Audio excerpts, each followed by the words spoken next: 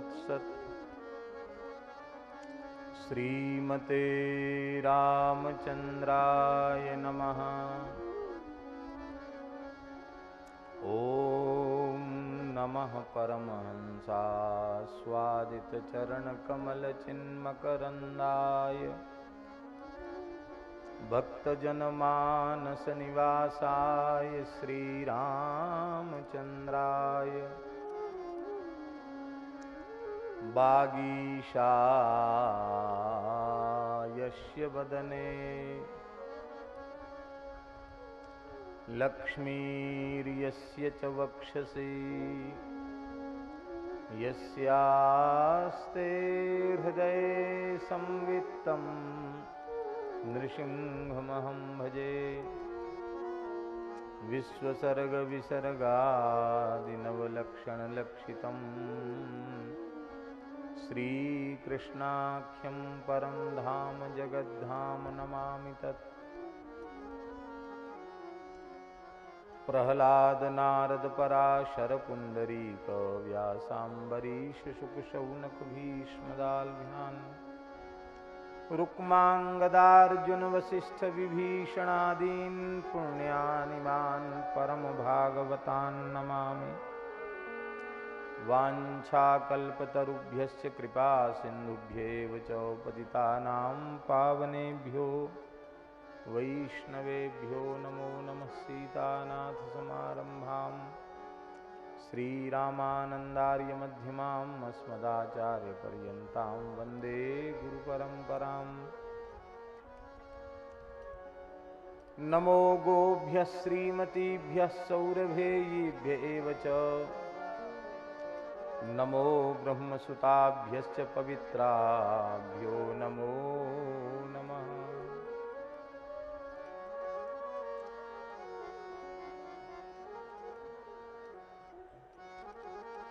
नमोस्तु रामाय सलक्ष्मणाय देव्यै च तस्यै जनकात्मजायै। नमोस्तु रुद्रेन्द्रयमानिलेभ्यो नमोस्तु चन्द्रार्कमरुद्गणेभ्यः। रामं रामानुजं सीतां भरतं भरतानुजं सुग्रीवं वायुसूनं च प्रणमामि पुनः पुनः।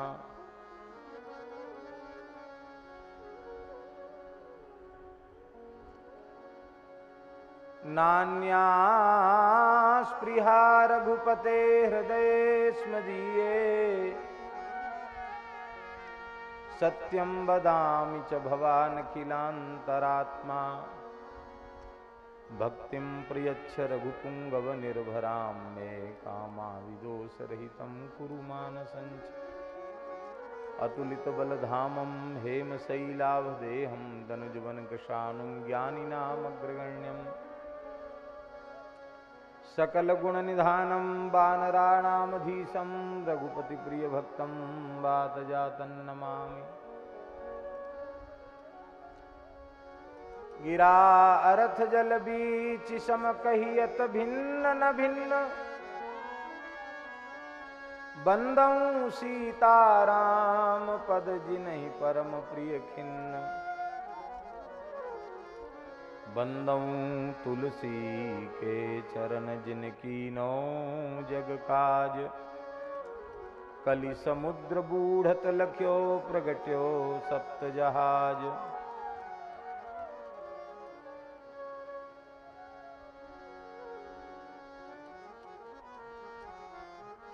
बंदौ गुरुपद कंज कृपा सिंधु नररूप हरि।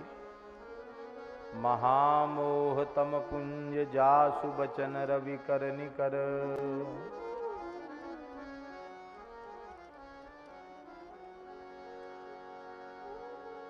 श्री राम जय राम जय जय राम।